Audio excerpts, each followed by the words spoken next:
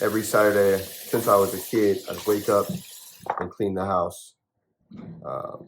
You know, if you know, you know, in a Black household, the house had to be spotless. And you better do it before your mother tells you. You better wake up and just do it like it's routine.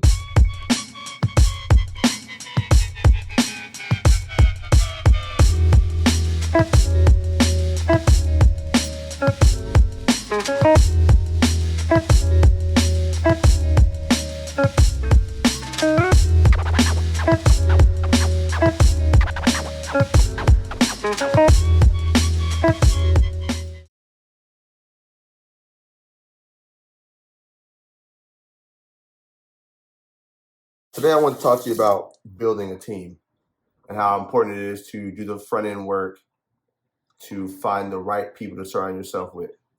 And specifically, I want to talk about it in a professional sense. Now, of course, you have your friends and your homies, but when it comes to your professional development, you know, you are a reflection of the people you kind of hang around to a certain degree.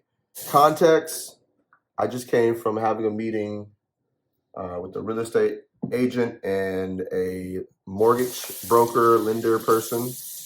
And I thought to myself, wow, you don't know what you don't know. And so that's why you have to have some humility and this ability to defer to the professionals. And I'm gonna take you through, as I like to tell my students, I'll take you through the 3 I's in this exercise. One of the frameworks I give my sophomores and my seniors are the 3 I's. What happens on an individual level, an interpersonal level, and an institutional level. Of course, there's some other I's I can throw in there like intersectionality, ideology, but I want to focus on the 3 of individual, interpersonal, and institutional.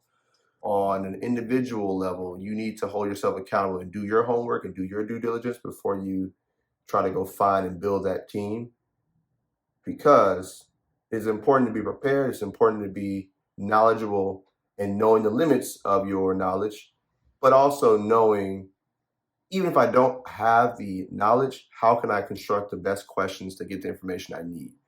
I asked you to think about building a team. Consider your dream team.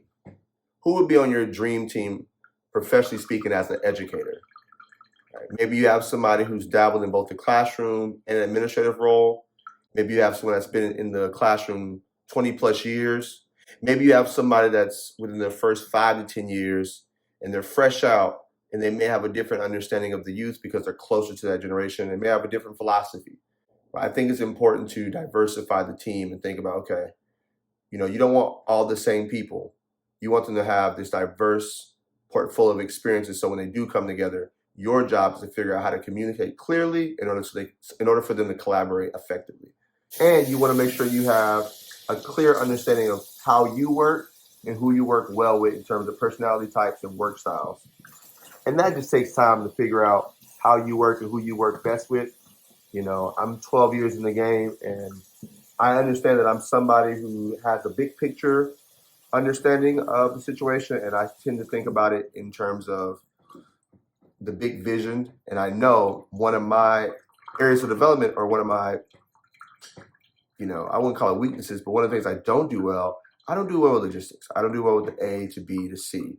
So that's why it's that much more important to find someone who can help me with the A to B to C, that logistical mindset. I don't have that. That doesn't mean I can't develop it, but I understand the limits of my gifts and my talents.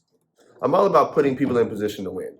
My students, myself, and I think that goes to my foresight and trying to anticipate people's needs, and also listening in the moment and using that data to make adjustments to call audibles, so to speak, if you're an NFL fan. And yes, I'm a Cowboy fan. I know that COVID has disrupted how we engage socially and in person. So I think, you know, my honest suggestion, I think it's important to go out and meet people and to see them in their natural habitat, look them in the eye, read their body language, see their mannerisms, hear how they speak about their work and how they speak about themselves, how they speak about other people, in order to get a sense of them as people, as professionals, and to see what the level of conviction they have as they talk to you. I don't want this to feel like business talk, because our jobs are deeply, deeply personal and deeply interpersonal. And I think one thing that can spoil or, you know, devalue a relationship is when it's purely transactional. I think people are willing to support you when you're inquisitive, when you're humble, when you're understanding, and when you're a good listening ear, because you're showing that you value their knowledge, you value their wisdom, you value their time.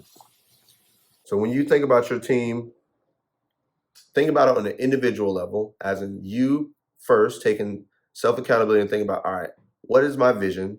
How do I want to put the team together? Who do I want to bring to the table based on work style, based on experience, based on philosophy, based on vision, and based on cooperation, right? If people are cooperative. And you, on the other level, on the individual level, think about the different individuals that you have access to, whether they're on your campus, off campus. And sometimes you can just ask people, hey, would you mind being my mentor? And make sure you can lay out with that person that you're asking to mentor what that would look like, what mentorship would look like, because you want to give them the opportunity to know what they're stepping into, because as a teacher, we are pressed for time. So you want to respect people's time. So make sure if you do approach someone to be a mentor, be a part of your team, have a sense of what you would think is possible, so you can communicate that to them, and then y'all can negotiate and talk about how the mentorship can look. On an institutional level, the third eye, so to speak, think about what are the things in place for you to develop that team. What are the structures, system, practices, institutional habits that are in place to invite collaboration, to invite network building, to invite mentorship.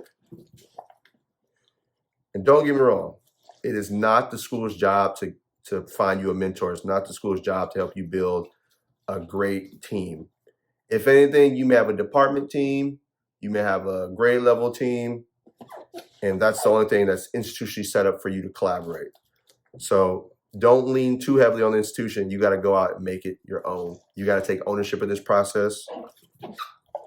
But something to think about is, what does the school have in place for you to have fruitful conversations, dialogues, collaborations with colleagues across the campus? Recap, 3 eyes on how to build your team. Think about yourself on an individual level and your self-accountability, your self-due diligence. Think about on an interpersonal level, what are the different networks you have access to in the building, off campus. And then on an institutional level, think about the structures, systems that are in place to foster tight collaboration, to foster mentorship, to foster support teams for yourself. Because at the end of the day, we hope that teachers stay in the game. We hope that teachers, whether that's in a classroom, sure, it may change, but we hope really good educators stay in the game. Or that's one of my hopes, okay? That's one of my hopes. I understand that the job could be isolating. You can be marginalized. You can be consumed by the job. So that's why I think it's that much more important to have a team around you to support you, a team that you can invest in, they can invest in you, because ultimately you want to provide the best teaching, the best experiences for yourself and for your young people. So at the end of the day, I would hate to see a really, really great, strong teacher leave because they were not well supported, because no one checked in on their mental health, because no one checked in on them as people. And sometimes we're in spaces in schools where schools will continue to take and take and take purposely, or inadvertently they'll continue to take and take and take and consume our energy and just suck us dry. And then we look up, we're in our mid-30s with tons of gray hair, we're stressed out, and we're just zombies by the end of the day. So those are just my thoughts. My name is D. White, founder of justblackthoughts.com. Peace.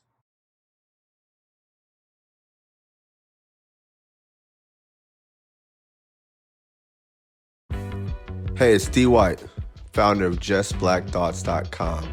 If you haven't done so, hit subscribe on YouTube. Follow me at The Other English Teacher on Instagram and YouTube. Peace.